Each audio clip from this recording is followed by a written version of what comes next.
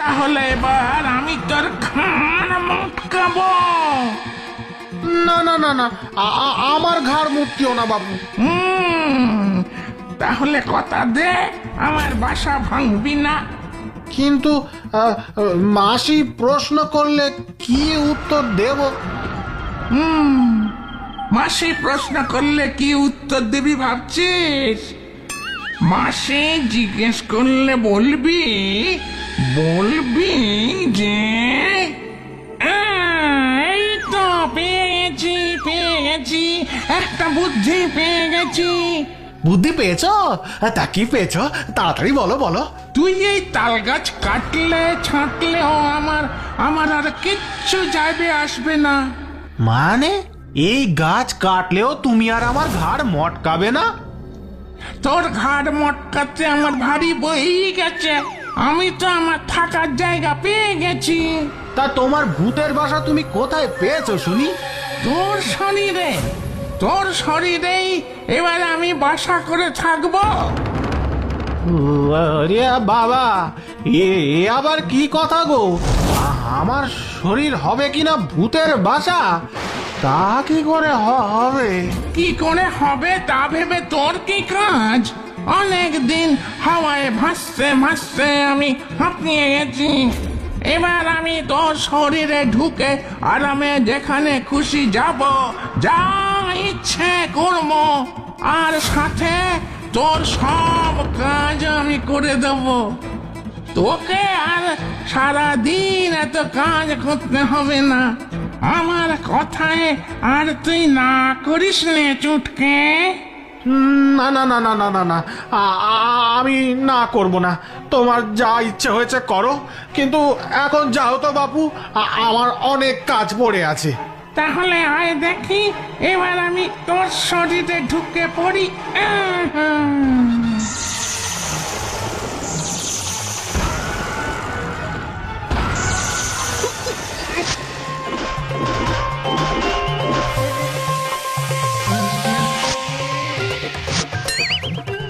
মাসি, ও মাসি, তাড়াতাড়ি এসে দেখো, তাল গাছের মাথা ছেটে তোমার জন্য কত তাল পেড়ে নিয়ে এসেছি। ওরে বাবা, এত তাল! তুই তো দেখছি খুব ভালো ছেলে রে চুটকে। তাহলে তুমি খুশি হয়েছে তো মাসি? এবার তাহলে আমি আসি। আমাকে এখন আবার পাঁচু খুড়োর বাড়িতে যেতে হবে। আসলাম গো। রাস্তা দিয়ে দেখে শুনে সাবধানে যাস বাবা।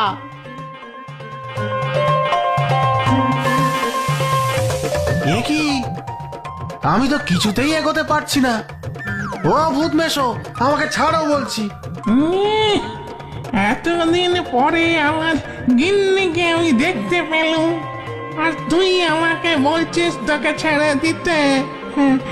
আমার গিন্নিকে একটু ভালো করে দুদণ্ড দেখতেও দিবি নে। আরে মাসিকার অত দেখতে হবে না, এবার চলো তো।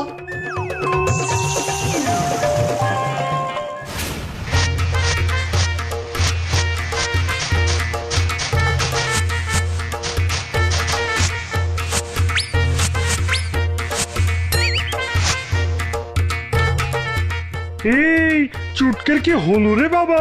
যেমন ম্যাজিকের মতন সব কাজ করে দিচ্ছে, তাই না? ওর শরীরে আবার কিছু হলো না তো? এমন তাড়াতাড়ি চোখের পলক ফেলার আগেই সব কাজ করছে কি করে?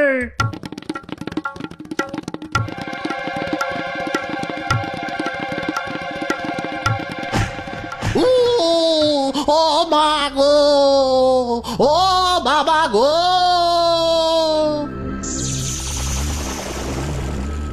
কি রে, কি হলো তোর? চল তাড়াতাড়ি চল। ও মা গো,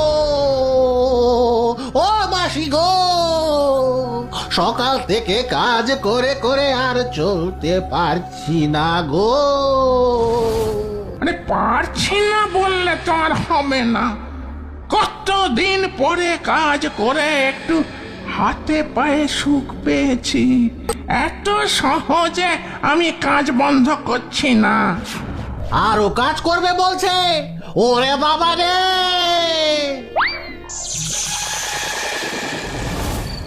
ও মাসি, মাসি গো, আর পাচ্ছি না, এবার তো আমার পেট ফেটে যাবে গো। আর একটু আলু পোস্ত নে বাবা, এই বয়সে খাবি না তো কোন বয়সে খাবি? নে নে আর একটু নে। পেট যে একেবারে ভরে গেছে গো মাসি, আর একটুও জায়গা নেই, একটু জল দাও দেখি। জল খাবি? দাঁড়া এক্ষুনি আনছি।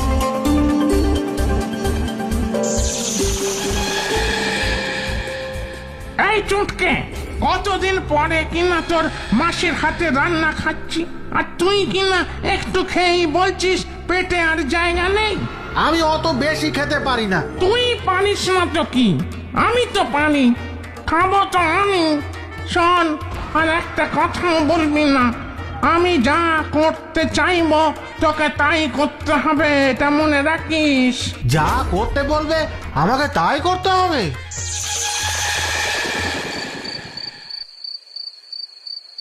আর একটু ভাত দাও তো মাসি। এই যে বললি তোর পেট ভরে গেছে। তোমার হাতের আলু পোস্তটা যা হয়েছে না, দাও দাও, আরো দাও দেখি, একেবারে মনের সুখে খাই।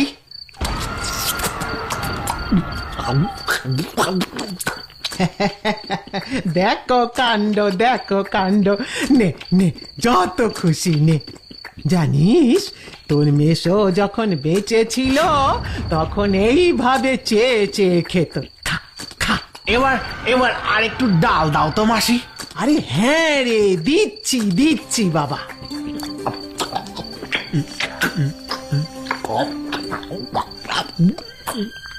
আজ চুটকে তার হলোটা কি? এত আলু পোস্ত খেতে তো ওকে কোনোদিন দেখিনি।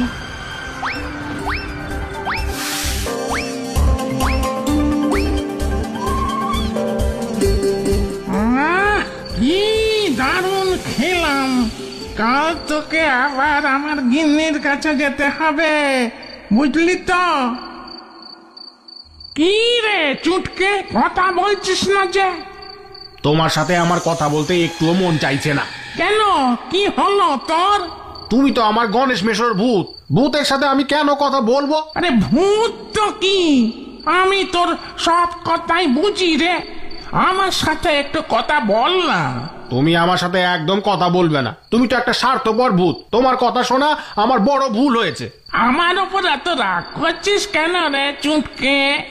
আমি তোর কত কাজ করে দিলাম বল। ভূতের কথা শোনো, এমন ভাবে বলছো আমি যেন আগে কোনো কাজই করতাম না, সব কাজ উনি এসে করে দিতেন। যাও যাও, আমার চাই না তোমার অমন সাহায্য। নিজের সব শখ আহ্লাদ মেটানোর জন্য আমাকে কাজে লাগাচ্ছে। খবরদার বলে দিচ্ছি, তুমি আমার কাছে একদম গুড়গুড় গুড়গুড় গুড়গুড় গুড়গুড় করবে না, চলে যাও। ওরে চুটকে, এমন কথা বলিস নে রে, আমি তো তোর জন্যই আমার গিন্নিকে আবার দেখতে পেলাম, গায়ের সব লোকজনকে দেখতে পেলাম। আমি কথা দিচ্ছি, আমি তোর কোনো ক্ষতি করব না রে। আর ভালো ভালো কথা বলো না তো, আমার ক্ষতির আর বাকিটা কি রেখেছো শুনি? অমন ভাবে অমানুষের মতন কাজ করানোর সময় আর রাক্ষসের মতন খাওয়ার সময় মনে ছিল না? ওইভাবে কাজ করলে আর খেলে কোনো মানুষ বাঁচে? এইসব দেখে সবাই আমার ব্যাপারে কি ভাবছে কে জানে। এসব তুই কি বলছিস? তুমি আমার সামনে থেকে এবার যাও তো, যাও। আর না গেলে আমি কিন্তু পাশের গায়ে রতন ওঝাকে ডাকবো। হ্যাঁ, ওই রতন ওঝাকে ডাকার কাজ তুই খবরদার করিস না রে চুটকে। এই আমি তোকে সাবধান করে দিচ্ছি, আমার কথা না শুনলে আমার ঘাড় মটকাবে তো, আমি জানি। তা যত খুশি মটকাও, তোমার মতন লোভী ভূত আর এর চেয়ে বেশি কি বা করতে পারে? কিন্তু তবু আমি তোমার কোনো কথা শুনবো না। এইভাবে বেঁচে থাকার চেয়ে মরে যাওয়া অনেক ভালো। চুটকে।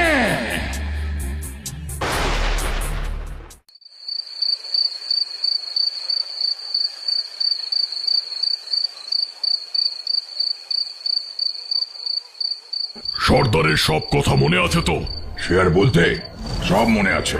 রায়দের বাড়ির ডাকাতিটা সেরেই একদম সোজা এই গাছের তলাতেই আসতে হবে। খাসা, এবার চল। এসব কি সব কথা? বলে কিনা ডাকাতি, রায়দের বাড়িতে ডাকাতি করবে। আর সেই বাড়ি তো চুটকের বাড়ির পাশেই। না না না, এসব আমি হতে দেব না। যাই, চুটকে ঘুম থেকে ডেকে তুলি, তারপর যেভাবেই হোক এই ডাকাতি আটকাতেই হবে।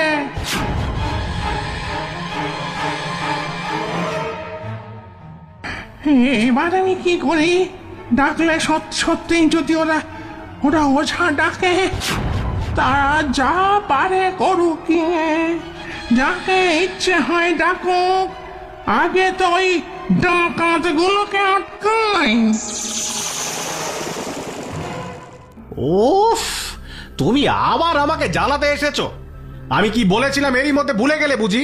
তোর সব কথাই আমার মনে আছে, তাও আসলাম। তোর পাশের বাড়িতেই ডাকাত পড়েছে, তুই এখনো না উঠলে ওই ডাকাতরা রায়দের সব টাকা পয়সা ডাকাতি করে নিয়ে যাবে। আর ঘুমোস না রে, চল চল। কি ডাকাত? হ্যাঁ, তাহলে আর বলছি কি? আর কোনো প্রশ্ন না করে এবার যা বলছি তাই কর।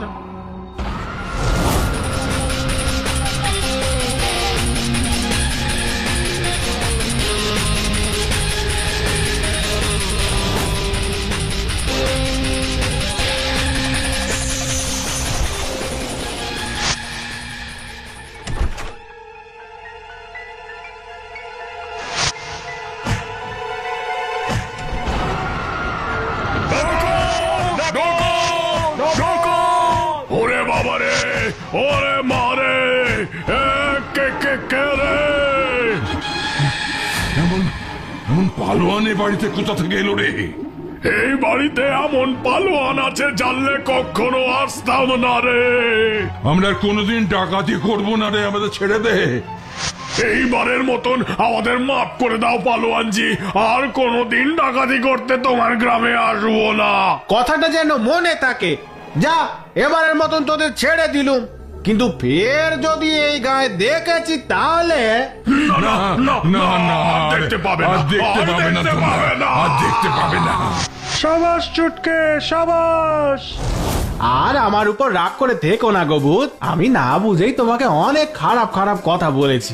না না না, আমি তোর ওপর রাগ করিনি রে চুটকে, সত্যি বলছি। হ্যাঁ, তোদের কারো খারাপ করতে আমি চাই না রে। সেটা আমি এখন বুঝতে পেরেছি গো গণেশ মেশো। তাহলে আমাকে তুই আর তাড়িয়ে দিবি না তো? না না, তুমি এত ভালো, তোমাকে তাড়াবো কেন? কিন্তু আবার কিসের কিন্তু?